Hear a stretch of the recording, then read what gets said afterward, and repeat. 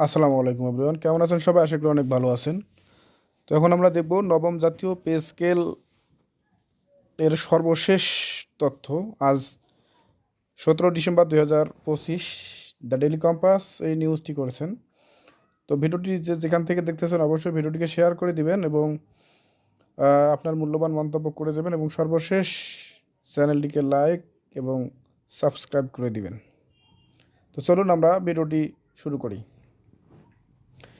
Pay স্কেলের সুপারিশ নিয়ে আজ ফের পে কমিশনের বৈঠক, আলোচনায় যেসব বিষয়। সরকারি কর্মকর্তা কর্মচারীদের জন্য নবম জাতীয় পে স্কেলের সুপারিশ নিয়ে আজ বুধবার অর্থাৎ 17 ডিসেম্বর ফের আলোচনায় বসছে পে কমিশন। বেলা 3টায় সচিবালয়ে এ সভা অনুষ্ঠিত হবে। পে কমিশনের এক কর্মকর্তা আজ দুপুর দ্য ডেইলি কম্পাসকে বিষয়টি নিশ্চিত করছে। এর আগেও বেশ কয়েক ধাপে সভা করছে কমিশন। কমিশনের এক কর্মকর্তা নাম প্রকাশ না করার শর্তে বলেন, আজ সচিবালয়ে পে কমিশনের সভা হবে। এতে পে স্কেলের সুপারিশ নিয়ে আলোচনা হবে। তবে চূড়ান্ত সুপারিশের বিষয়ে সিদ্ধান্ত নেওয়া যাবে কিনা নিশ্চিত বলা যাচ্ছে না। অনেক বিষয়ে জটিলতা থাকায় আরও একাধিক সভার প্রয়োজন হতে পারে। কমিশন সূত্রে খবর, অনলাইনে পাওয়া মতামত ও বিভিন্ন সংগঠনের প্রস্তাবনা বিশ্লেষণের পরে সদস্যদের নিয়ে বৈঠকে বসছে কমিশন। এই বৈঠকে সুপারিশ চূড়ান্ত করার লক্ষ্যে আলোচনা হবে। তবে পে স্কেলের সঙ্গে অনেক বিষয় জড়িত থাকায় এক বৈঠকে সুপারিশ চূড়ান্ত করাটা কঠিন হবে। জানা গেছে, নবম পে স্কেল নিয়ে বিভিন্ন সংস্থা সংগঠন থেকে প্রাপ্ত মতামতগুলো চুলচেরা বিশ্লেষণ করছে জাতীয় বেতন কমিশন, পে কমিশন। তবে এখনও সম্পূর্ণ প্রতিবেদন লেখার কাজ করা যায়নি বলে জানিয়েছে পে কমিশন।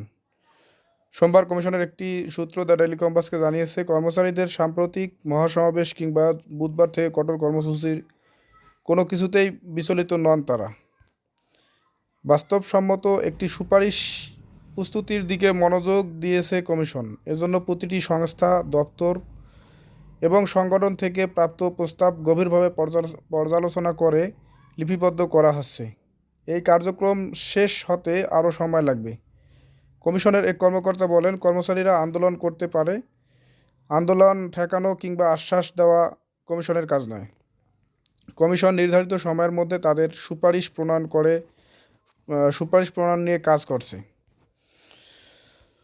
নবম পে স্কেলের প্রতিবেদন জমা দিতে কতদিন সময় লাগতে পারে এমন প্রশ্নের জবাবে ওই কর্মকর্তা আরও বলেন, কমিশনের রিপোর্ট প্রস্তুত হয়ে গেলে আপনারা কোনো না কোনোভাবে সবুজ সংকেত পেয়ে যাবেন। তখন কমিশনের চেয়ারম্যান বিষয়টি নিয়ে বিস্তারিত আলোচনা করবেন। এদিকে কঠোর আন্দোলনের হুঁশিয়ারি দিলেও সাম্প্রতিক সচিবালয়ে আন্দোলনকারীদের দমন প্রক্রিয়া ও সরকারি প্রাথমিক বিদ্যালয়ের শিক্ষকদের আন্দোলন পরবর্তী সরাসরি সিদ্ধান্তে একরকম ভীত পে স্কেলের দাবিতে আন্দোলনরত বিভিন্ন সংগঠনের নেতারা।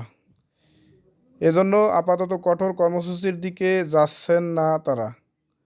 সরকারি সিদ্ধান্ত ও প্রধান উপদেষ্টার প্রেস সচিবের বক্তব্যে কর্মসূচি নিয়ে নতুন করে চিন্তা করছেন তারা। বাংলাদেশ সরকারি কর্মচারী উন্নয়ন পরিষদের সভাপতি জিয়াউল হক দ্য ডেইলি কম্পাসকে বলেন, অবশ্যই আমরা দাবি পেশ করব, তবে সব দাবি রাস্তায় আন্দোলনের মাধ্যমে আদায় হয় না। এক্ষেত্রে পে স্কেলের দাবিতে আমরা আলোচনার মাধ্যমে আদায় করতে চাইছি। পাশাপাশি সচিবালয়ের ভেতরে সম্প্রতি অপ্রীতিকর ঘটনার বাইরে কর্মচারীরা সচিবালয়ের কর্মচারীদের উপর ক্ষুব্ধ। সব বিষয়ে বিবেচনা করেই সিদ্ধান্ত নেওয়া হবে।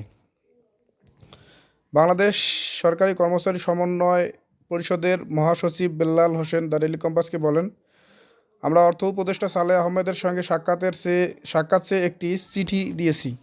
ওনার সঙ্গে দেখা করতে আমরা অপেক্ষা করছি। বৃহস্পতিবার অর্থাৎ 18 ডিসেম্বর আমরা দাবি আদায় ঐক্য পরিষদের আলোচনায় বসব। সেখানে আলোচনার ভিত্তিতে নতুন কর্মসূচি ঘোষণা করা হবে। এদিকে সরকারি চাকরিজীবী বিধিমালা ও শৃঙ্খলা বহির্ভূত কোনো কর্মসূচি দেয়া হবে না বলে জানিয়েছেন বাংলাদেশ সরকারি কর্মচারী দাবি আদায় ঐক্য পরিষদের মুখ্য সমন্বয়ক ওয়ারেস আলী।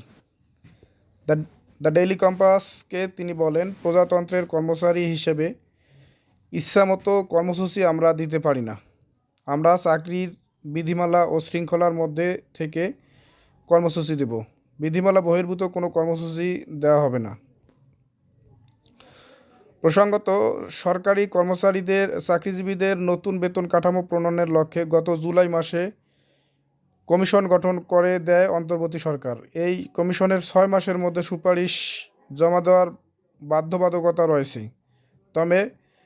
তবে কর্মচারীদের দাবি ডিসেম্বরের 15 তারিখের মধ্যেই নতুন পে স্কেলের গেজেট প্রকাশ করতে হবে। তো এই ছিল ডেইলি কম্পাসের পে স্কেল নিয়ে সর্বশেষ করা তথ্য। ভিডিওটি কেমন লাগলো অবশ্যই কমেন্ট করে জানাবেন এবং চ্যানেলটিকে সাবস্ক্রাইব করে দেবেন। ধন্যবাদ সবাইকে।